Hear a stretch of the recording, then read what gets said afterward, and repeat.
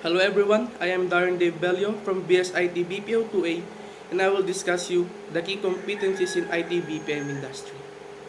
The IT BPM industry is one of the fastest growing sectors, offering many job opportunities. However, getting here requires more than just technical knowledge. Employers seek candidates with the right skills and competencies to perform effectively in their roles. This presentation explores the key competencies that help individuals succeed in IT BPM and how applicants can develop them. What is competency? Competency refers to a person's ability to perform a job efficiently based on expectation.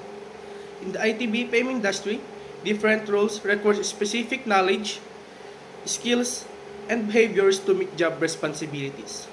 For example, a customer service representative must have strong communication skills, problem-solving abilities, and patience to handle consumers professionally. These competencies help ensure customer satisfaction and service efficiency. In this image presents the objectives of discussion on competencies in the IT BPM industry. It aims to define competency, list important competence in the field, explain the application, and explores way to develop them. Example, problem solving is a key competencies in the IT BPM. As data analyst must interpret complex data sets and provide actionable insights to improve business processes.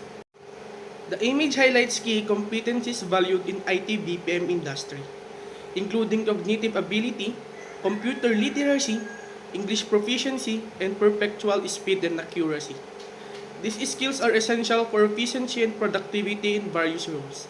In short, having these competencies make individuals more capable and competitive in IT BPM industry. And now, let's proceed in cognitive ability in the IT BPM industry. In these situations where it is essential. Cognitive ability helps in problem solving, such as diagnosing customer issues, debugging software, and matching products to client methods.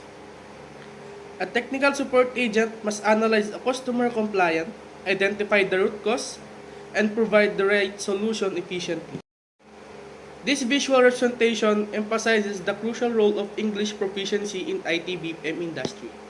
Employees must communicate effectively in English when speaking with customers, writing emails or chat messages, processing documents, and dealing outsourcing clients.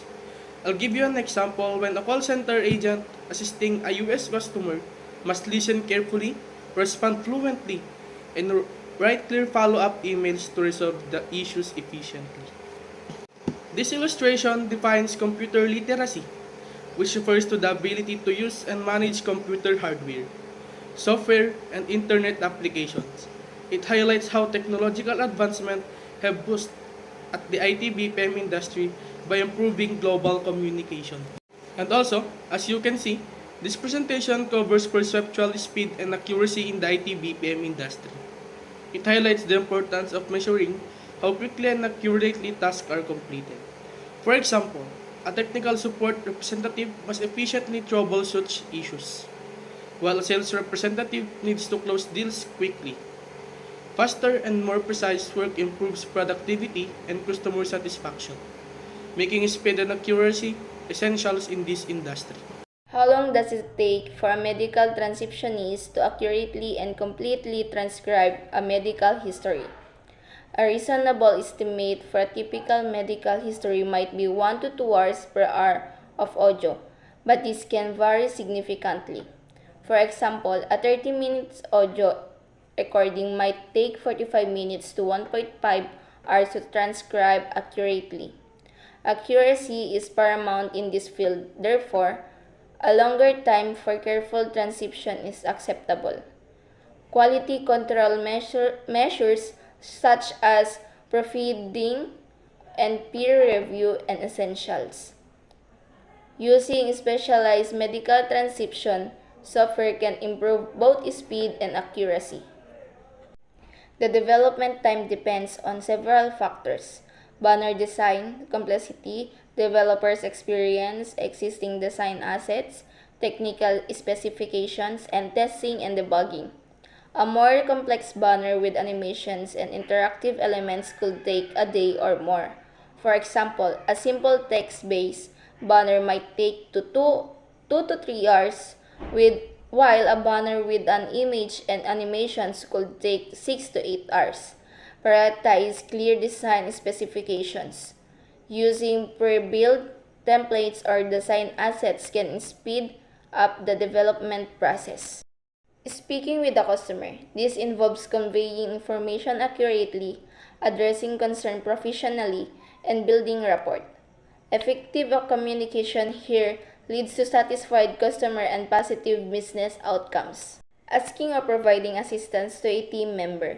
If a team member is struggling with a technical problem, effective communication would involve: example, clearly describing the problem, providing specific details about the error message or issues, asking clarifying questions, ensuring a complete understanding of the situation, offering specific help, suggesting solutions, and offering to assist directly, documenting the solution, sharing the solution with the team to prevent future issues, asking for supervisor support or guidance.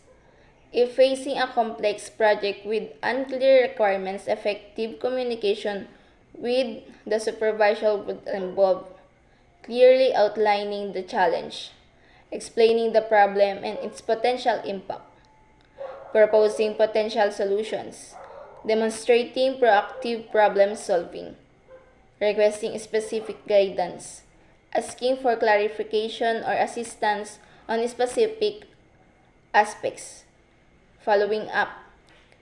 Thank the supervisor for their time and keep them updated on progress. Learning the different products and services you will support. In many roles, especially in customer service or technical support, employees need to have a solid understanding of the products or services they are responsible for. This knowledge allows them to effectively assist customers, troubleshoot problems, and provide accurate information. For example, a tech support agent needs to learn the features and troubleshooting steps for a new software release. A customer service representative must understand the details of different service plans offered by their company. 2. Familiarizing processes, procedures, and guidelines when handling customers. Understanding these procedures helps employees provide standardized and high-quality service, resolve issues effectively, and maintain a positive customer experience. A willingness to learn and adapt to changing processes is essential for maintaining efficiency and customer satisfaction.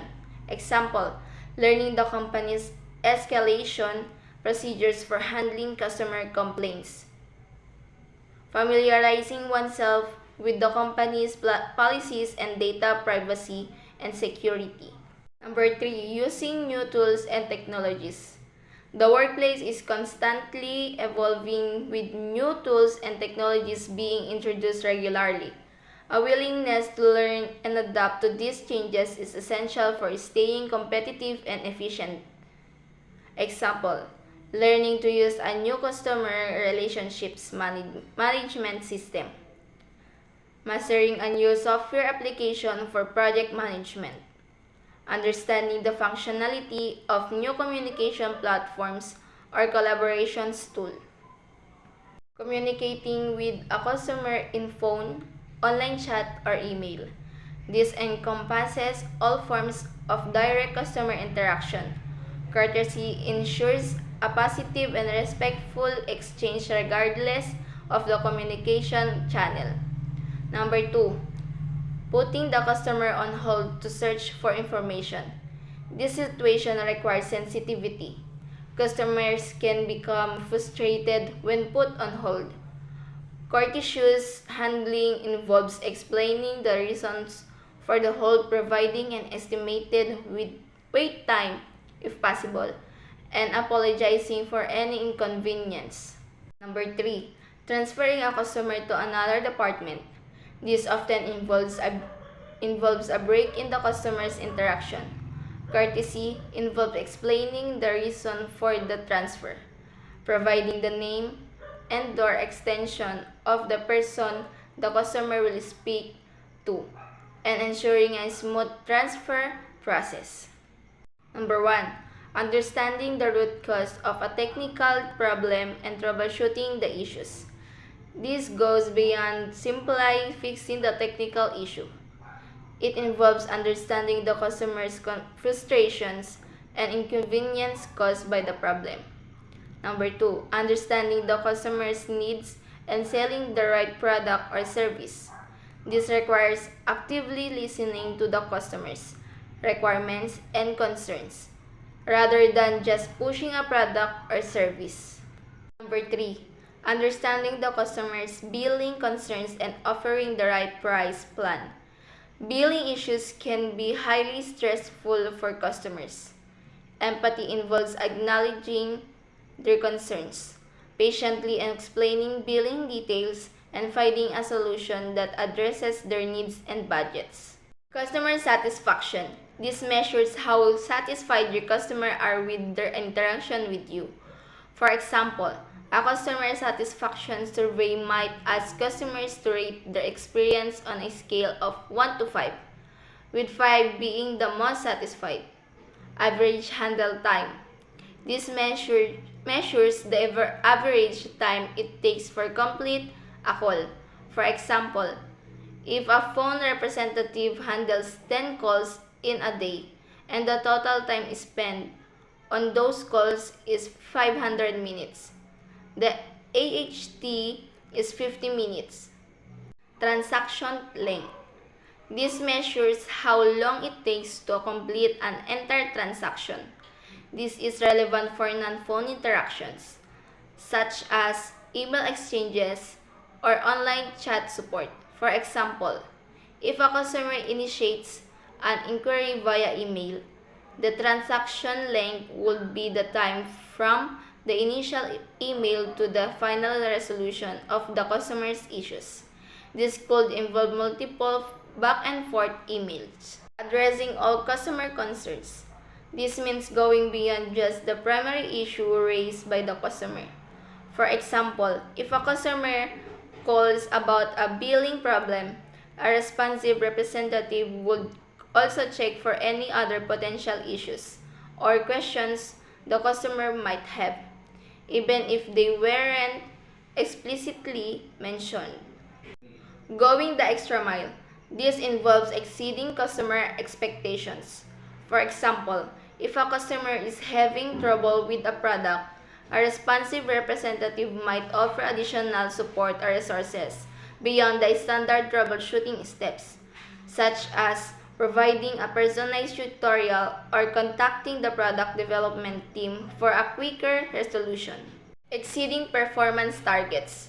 This means consistently performing beyond the set performance goals. For example, if the target is to resolve 90% of customer issues within 24 hours, a responsive team might aim for 95% or higher.